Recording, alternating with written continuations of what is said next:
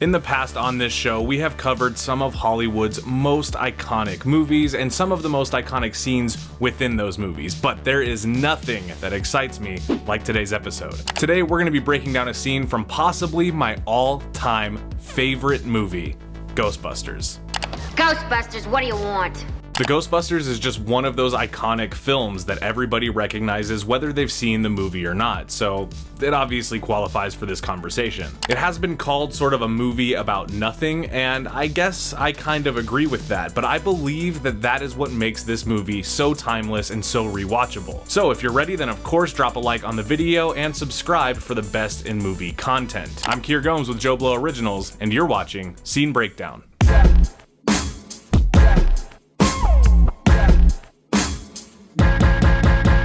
Alright, so The Ghostbusters was released in 1984 and it was directed by the legendary and late Ivan Reitman, as well as starring Bill Murray, Dan Aykroyd, Harold Ramis, and Ernie Hudson. You also get people in this movie like Sigourney Weaver and Rick Moranis. This movie is just stacked with iconic actors. Of course, we can't really talk about The Ghostbusters and how iconic it is without mentioning the ever recognizable theme song by Ray Parker Jr. Who you gonna call?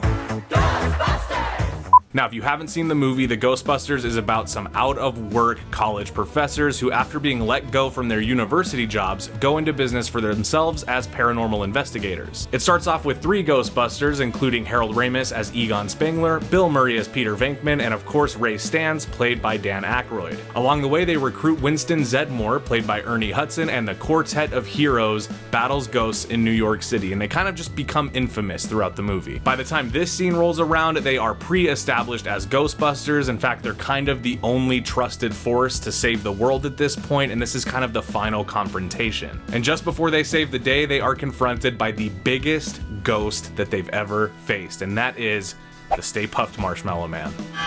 It's the Stay Puft Marshmallow Man. All right, I am super excited, so let's just get into the scene. Whew, here we go.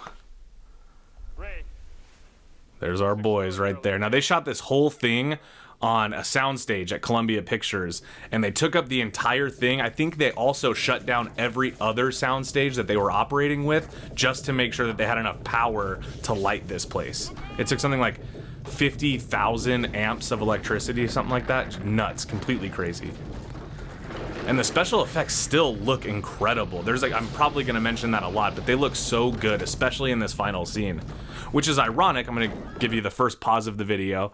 It's ironic because this was actually the most uncertain scene for Columbia Pictures. This was the one thing that they really weren't sold on when they were filming this movie. This movie went through hell to get made as it is, but this scene specifically was a major point of concern because it was, one, super expensive and a lot of the budget was allocated to this one sequence, but also it was very out there, more so than anything else in the movie. And Columbia Pictures was doing test screenings for this movie, and they've gone on record saying that they were completely ready to scrap this final scene, this final battle, and replace it with something more grounded and a little bit more crowd-pleasing if this didn't work. This scene was a huge risk within the huge risk of making the movie. So already, automatically, kind of iconic that we're talking about it today. They also had something like over 1,000 extras for this scene, which is nuts. It's just crazy because it all looks so good. And this looks like real New York, you know? The later movies kind of lost that a little bit, but this really, really looks real. I love the look of the Ecto one also. Got it right here. What do you mean choose? We don't understand. Probably one of the most iconic shots in this movie. You see the whole quartet lined up. Now, this is interesting because also these 4 were not the original actors that were planned for this movie. So the movie was written by Dan Aykroyd and Harold Ramis, and they were happy just writing it. They weren't planning on being in it.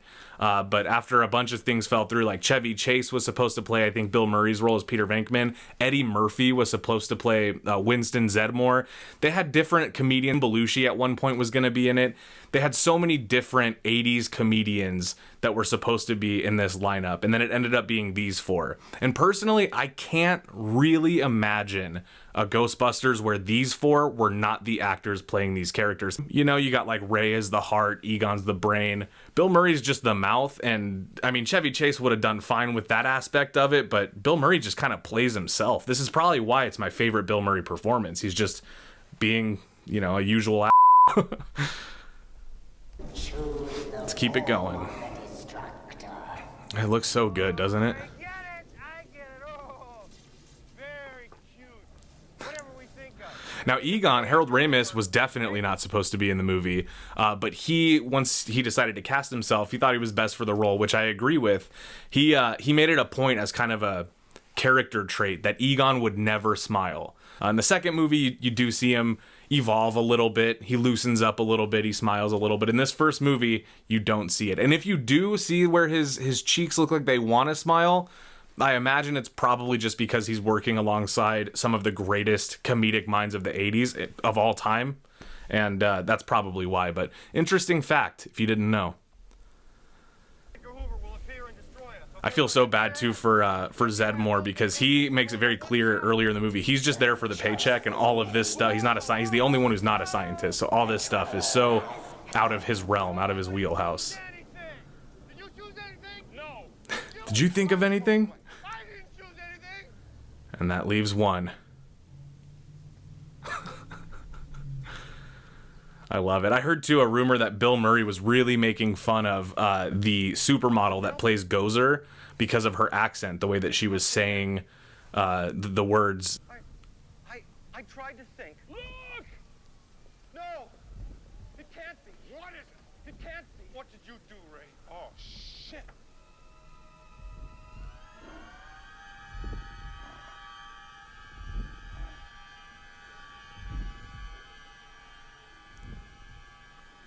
It's the Stay Puft Marshmallow Man. Look at how good that looks. Now, this was kind of, for all intents and purposes, this was the money shot. If the audience didn't react well to that first little glimpse of the Stay Puft Marshmallow Man, that was going to be it for Columbia. They were going to cut this and go with something else for the ending, and that was a critical, pivotal moment for this movie getting this scene. And lo and behold, the audience loved it. They laughed and screamed at the same time, which I guess would probably be the reaction they're hoping for, you know? Look how good that looks. Now, the Stay Puft Marshmallow Man himself was based on the design of the Michelin Man, which you can probably tell, and as well the Pillsbury Doughboy, which you can also tell. And if you want to talk about creepy, that is the stuff of nightmares. That face, just the grin. Nope. I would be out. I'd be like one of these New Yorkers just running out the way. Well, there's something you don't see every day. Tried to do the most harmless thing.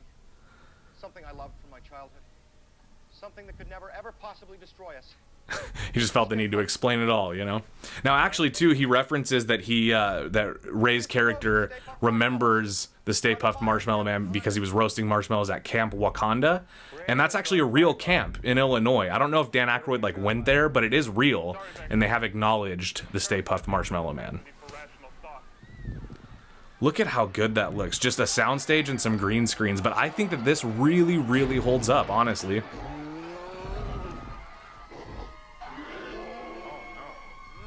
I feel so bad for Zedemeore. And I also kind of feel like Ryan Reynolds based the template of his whole personality off of Bill Murray in this movie, because Bill Murray's kind of the only one who, even in the face of danger, is not taking this serious. And if you guys have ever played the video game released in 2009, they kind of recreate this moment, and it's actually very intense. It's very intense trying to do this. Love it. Those proton packs also, from what I understand, they used mostly practical stuff to build these. A lot of metal, a lot of circuitry. There's even some hydraulics in there, I think. And they were super, super heavy, which is kind of a bummer. I mean, nowadays you could probably just 3D print something to look like that or have it made out of something softer or lighter. But for this movie, those things were actually as heavy as they look for every scene. So for these guys to be not only running around this rooftop, but also to be dipping down and then standing back up and staying in character, they're doing that with 40 to 50 pounds of material on their back weighing them down. So just kind of adds a layer. These guys are sweating, they're out of breath, they probably look like me after filming this video, and I think that I appreciate that a lot. Funny us going out like this, killed by a 100-foot marshmallow man. We've been going about this all wrong. This Mr. Stay Puft is okay. He's a sailor. Man, I do love Bill Murray in this movie. I know in real life, I've heard some stories about him, but in this movie, Door swings both ways. And this scene, or this little piece of it, they mostly followed the writing from Dan Aykroyd's original pass of the script, like to a T for this scene specifically. They did change a couple of things though. One of the things was that the Stay Puft Marshmallow Man was originally supposed to make his entrance by coming out of the water near the Statue of Liberty. I guess that formed to be just technically too much of a feat to be able to shoot, which I don't think takes away from his intro at all. Seeing his head creep through the buildings, I think is a much more effective opening shot. But the other thing is that the crossing the streams situation that they're about to do, I don't really know what scene it was supposed to be in, but according to Ivan Reitman and Dan Aykroyd, they were supposed to decide to cross the streams, which we know is a bad thing, in a previous scene, and it wasn't supposed to happen in this scene. Which I think is interesting because for me personally, that's kind of the crux of this whole scene, is them deciding they gotta break their one rule, which is don't cross the streams, in order to save New York. Potentially sacrificing their own lives to save everybody. So it is a real hero moment, and I think it's very fascinating that was not originally part of this scene, because that's like the whole point of this scene. So if you guys know what scene it was originally supposed to be in, let me know, but personally, I'm glad it happens here. You said crossing the streams was bad. Cross the streams. Cross the streams. You're going to endanger our client.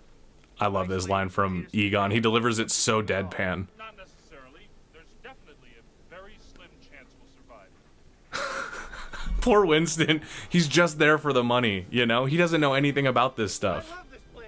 I'm excited to be a part of it. Let's do it. The sarcasm. Lay it on thick, you know what I mean? See what I mean though? That's a very Ryan Reynolds-y thing. There's the terror dogs. Now, the terror dogs, if you guys didn't know this, I know I'm pausing a lot, but I love so much of this stuff. The terror dogs were actually based on real statues that are outside of a church in Philly. If I can find a picture, I'm going to show it here, and I don't know if they're still there, but at the time, that's what they were based on, and they look really, really close. And you guys want to hear something crazy? So this movie, if you didn't know, was a huge pain for them to get made as it is, and they were not given a sufficient budget for everything they needed. They really had to get scrappy with this movie.